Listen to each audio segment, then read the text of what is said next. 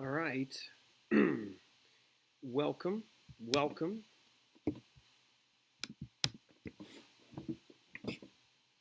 Hey, so here's the deal, guys. Getting a little bit later today in doing this.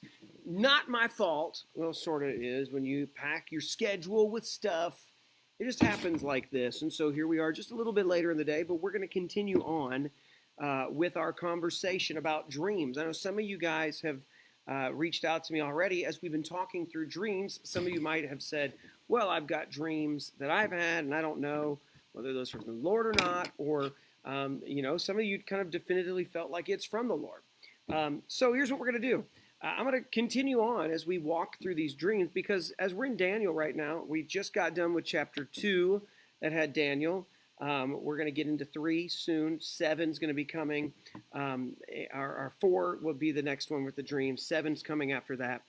So what I want to do is look at another piece of dreams, though, and just walk through that. Because if you're going to try to look today and say, okay, well, does God still give me dreams? Does God still work through dreams?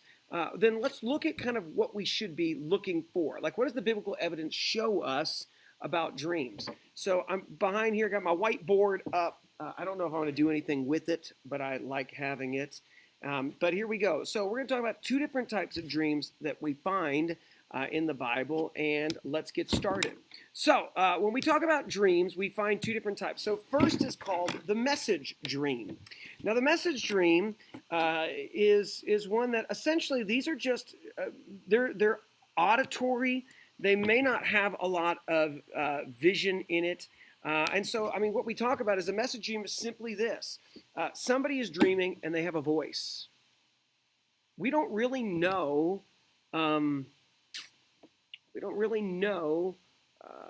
whether there's imagery involved, but primarily it's one of those dreams that when these people have the dream, it's pretty clear that they're not kind of wondering what could it mean or anything. It's a voice that tells them exactly what they need to hear. And actually over the next couple of weeks or so, I'll start to unpack a couple of them. And you'll see with a message dream, it's God speaking into somebody. They hear it. They understand. They move as a result. Like if you look, like, let me show you here. So in the Old Testament, you've got 3 that are just purely message. There's no images. There's nothing. They're not seeing anything. They just hear a message. You've got 2 that have images and messages involved. And then in the New Testament, this is where it's interesting because there's 4 that deal with Matthew.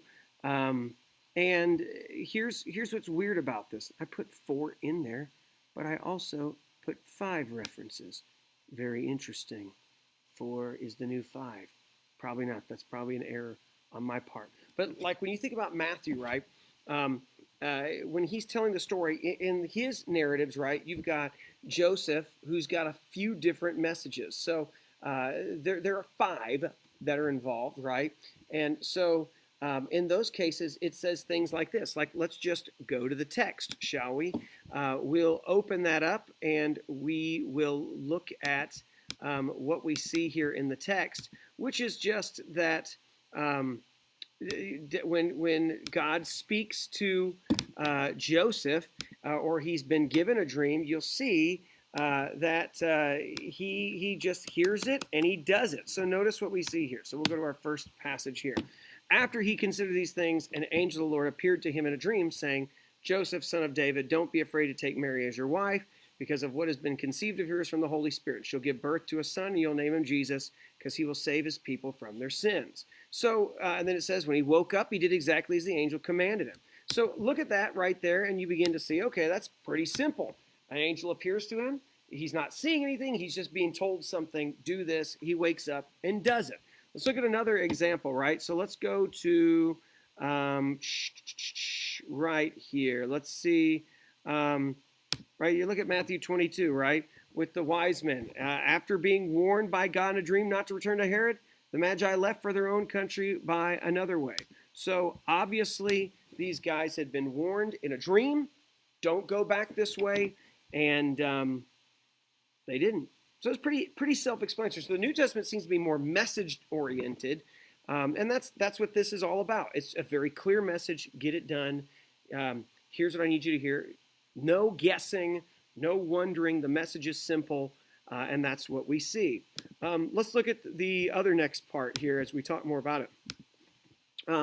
Message themes are clear.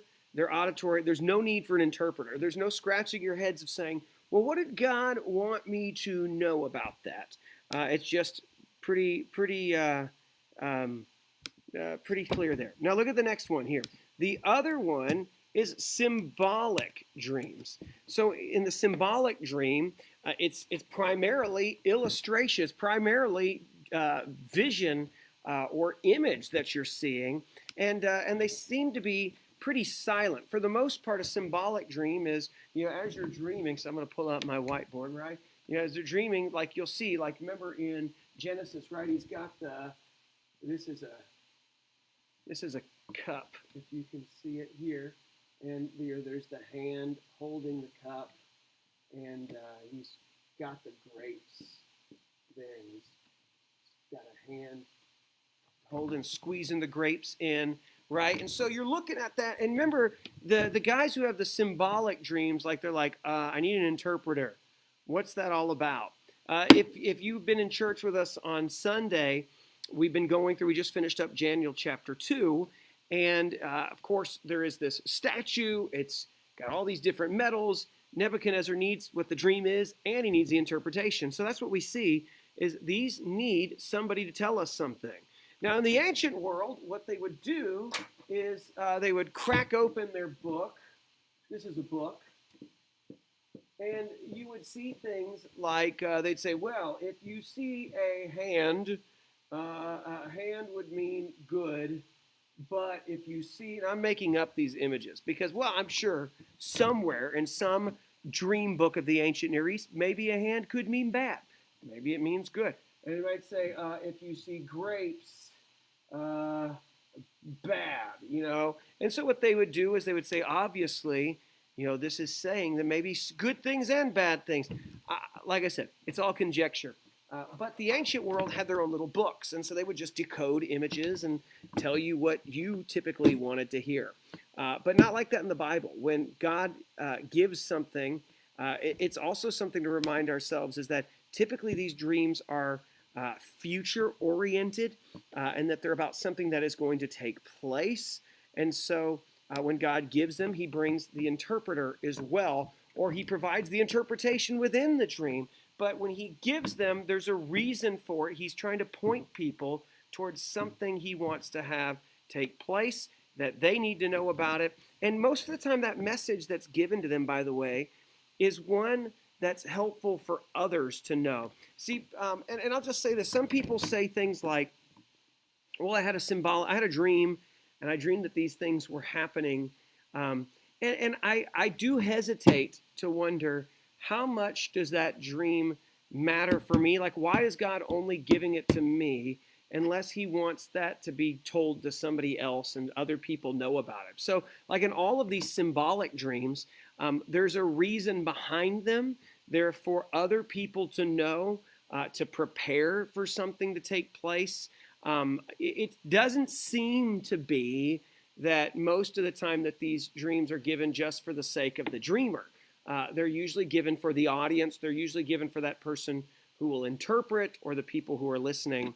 One of the weird ones is in the New Testament when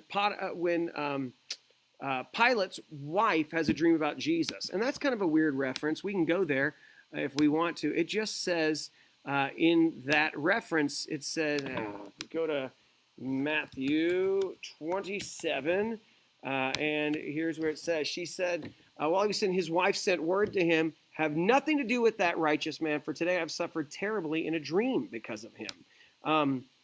Okay, so something about that, she's trying to warn him, don't do this, don't get involved with this, something's up here. I've seen this man, I've been terrible, I've been terrified by what I've seen in this dream. So something's been going on. They're not sure what that looks like or means, but those are what we begin to see. We've seen these kind of two elements that happen. So there's dreams that are purely symbolic. They need an interpreter. And God will provide the interpreter in the text, is what we see usually. There's no guessing. He doesn't leave you guessing and saying, well, I wonder what that could mean. And when he's giving that, when that's a real message from God, and then when he gives people audible ones, it's very clear what that means and what that needs to be, what they need to know. Okay, so that's what we got for now. We still haven't dealt with, does he still do this, all of that stuff. We're going to deal with more of that as we go the next couple more times on dreams. But I hope that you understand it a little bit better. And over the next couple times we talk about dreams, I want to talk about how might I know if it's coming from God? And then also kind of just a couple things that we see about how dreams are given. And then maybe a look at kind of what is being said about how dreams are used today. I will say this, I've heard about Christian dream books. Don't go that route. I don't ever see that in the Bible. I don't think there's a place for, like, hey, let's just interpret. I don't think it works like that. I think when you see how it's interpreted, you'll see God provides an interpreter or interprets it for you. All right, doesn't give you confusion, kind of leave you out there to think about it. That's all I got for now.